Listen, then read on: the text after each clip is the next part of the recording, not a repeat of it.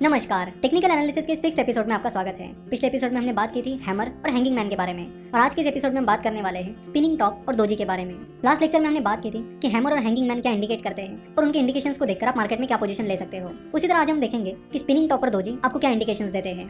Spinning top कुछ इस तरह दिखते हैं। स्पिनिंग टॉप की बॉडी बहुत ही छोटी होती है, कुछ इस तरह। जैसे कि हैमर और हैंगिंग मैन ने हमें कई सारे इंडिकेशंस दिए थे कि आपको मार्केट में कब एंट्री करनी चाहिए। हैमर और हैंगिंग मैन फॉर्म होने के बाद मार्केट किस ओर जा सकता है, लेकिन स्पिनिंग टॉप ऐसे कोई इंडिकेशन नहीं देते हैं। तो स्पिनिंग टॉप क्या इंडिकेशंस देते हैं, चलो देखते हैं। स्पिनिंग टॉप हमें बताता है कि मार्केट में बियर्स ने एंट्री की थी, जिसकी वजह से वो स्टॉक लो की तरफ भागता चला गया। साथ ही उस स्टॉक में बुल्स ने भी एंट्री की थी, इसलिए वो स्टॉक हाई की तरफ भागा। लेकिन जब मार्केट क्लोज होने के करीब आया तब स्टॉक प्राइस अपनी ओपनिंग प्राइस के पास जाकर ही क्लोज हुई। तो स्पिनिंग टॉप से हमें पता चलता है कि ना बियर्स मार्केट में मोमेंटम बना पाए ना बुल्स, और इसलिए स्पिनिंग टॉप हमें इंडिकेट करते हैं अनसर्टेनिटी। यानी स्पिनिंग टॉप बताते हैं कि उस स्टॉक में अनसर्टेनिटी चल रही है, यानी कुछ भी हो सकता है। तो स्पिनिंग टॉप हमें रिवर्सल या उस जैसा कोई क्लियर इंडिकेशन नहीं देते हैं, वो बस बताते हैं कि उस स्टॉक में अनसर्टेनिटी है।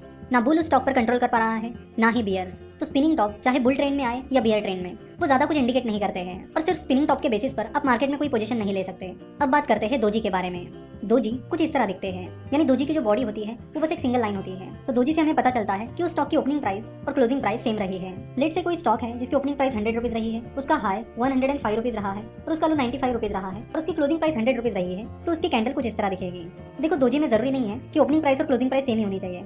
अगर उनमें थोड़ा सा डिफरेंस भी है तो चल जाता है। जैसे कि अगर ओपनिंग प्राइस 99.5 रुपीज है और क्लोजिंग प्राइस 100 रुपीज है, तो इतना डिफरेंस चल सकता है। तो स्टॉक की ओपनिंग प्राइस और क्लोजिंग प्राइस, इसका डिफरेंस बहुत कम होना चाहिए। और अगर ओपनिंग प्राइस और क्लोजिंग प्राइस सेम है तो और भी बढ़िया, क्योंकि दोजी की ओपनिंग प्राइस और क्लोजिंग प्राइस सेम होती है, इसलिए दोजी में कलर मैटर नहीं करता है कि वो ग्रीन कैंडल है या फिर रेड कैंडल है। तो चलो देखते हैं कि दोजी हमें क्या बताते हैं। तो दोजी हमें बताता है कि बियर्स ने स्टॉक में एंट्री की थी, जिसकी वजह से वो स्टॉक लो की तरफ चला गया था। साथ ही उस स्टॉक में बुल्स ने भी एंट्री की थी, जिसकी वजह से वो स्टॉक हाई की तरफ भी गया था। लेकिन दिन खत्म होते होते उस स्टॉक की प्राइस अपनी ओपनिंग प्राइस के पास जाकर ही क्लोज हुई।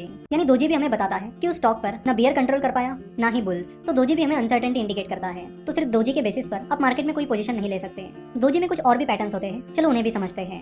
तो जो दोजी इस तरह दिखता है उसे ग्रेवस्टोन दोजी कहा जाता है। ग्रेवस्टोन दोजी की ओपनिंग प्राइस, क्लोजिंग प्राइस और लो प्राइस सेम होती है। और जो दोजी कुछ इस तरह दिखते हैं उन्हें ड्रैगन फ्लाई दोजी कहा जाता है। ड्रैगन फ्लाई दोजी की ओपनिंग प्राइस, क्लोजिंग प्राइस और हाई प्राइस सेम होती है। अगर आप ग्रेवस्टोन दोजी की बात करोगे तो उस पर्टिकुलर स्टॉक में बुल्स ने एंट्री तो की थी, लेकिन बुल्स अपना मोमेंटम बना नहीं पाए और फाइनली वो स्टॉक अपनी ओपनिंग प्राइस पर जाकर ही क्लोज हुआ। वही ड्रैगन फ्लाई दोजी में बियर्स ने एंट्री तो की थी, लेकिन बियर्स अपना मोमेंटम नहीं बना पाए और आखिर में वो स्टॉक अपनी ओपनिंग प्राइस के पास जाकर ही क्लोज हुआ। ड्रैगन फ्लाई दोजी दिखने में तो हैमर की तरह ही लगता है, बट हैमर को एक छोटी सी बॉडी होती है, वही ड्रैगन फ्लाई दोजी की बॉडी नहीं के बराबर होती है। तो आप कभी भी ड्रैगन फ्लाई दोजी और हैमर में कंफ्यूज मत होइए। तो चाहे वो स्पिनिंग टॉप हो या फिर दोजी हो, वो कोई बुलिश ट्रेंड या फिर बियरिश ट्रेंड प्रेडिक्ट नहीं करते हैं।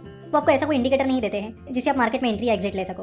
वो बस आपको बताते हैं कि मार्केट में अनसर्टेनिटी है। तो लास्ट लेक्चर में हमने देखा था कि हैमर ने हमें कुछ इंडिकेशंस दिए थे, जिसके बेसिस पर हम मार्केट में कुछ पोजीशंस ले पा रहे थे। सिमिलरली हैंगिंग मैन ने भी हमें कुछ इंडिकेशंस दिए थे, जिनके बेसिस पर हम मार्केट में पोजीशन ले पा रहे थे। पर इस एपिसोड में जब हमने स्पिनिंग टॉप और दोजी के बारे में बात की तो वैसा कुछ नहीं हुआ। हमें ऐसा कोई परफेक्ट इंडिकेशन नहीं मिला जिसके बेसिस पर हम उस टॉप में कोई पोजीशन ले पाए। तो बस दोजी या स्पिनिंग टॉप को देखकर आप कोई भी पोजीशन मत लीजिए, क्योंकि इन दोनों से हमें कोई अच्छा और परफेक्ट इंडिकेशन नहीं मिलता है। देखो, क्या नहीं करना चाहिए ये भी उतना इंपॉर्टेंट है जितना क्या करना चाहिए ये इंपॉर्टेंट है। इसलिए जो भी पैटर्न्स हैं इनको आप अच्छे से समझ लीजिए और किन पैटर्न्स के बाद आपको एक्शन लेनी है और किन पैटर्न्स के बाद आपको एक्शन नहीं लेनी है ये आप अच्छे से समझ लीजिए। नेक्स्ट लेक्चर में हम इनगल्फिंग पैटर्न्स के बारे में बात करेंगे। देखेंगे कि इनगल्फिंग पैटर्न्स हमें क्या इंडिकेट करते हैं और उनके इंडिकेशंस के बेसिस पर हम उस स्टॉक में या मार्केट में क्या पोजीशन ले सकते हैं। आशा करता हूं कि आपको आज का एपिसोड पसंद आया होगा।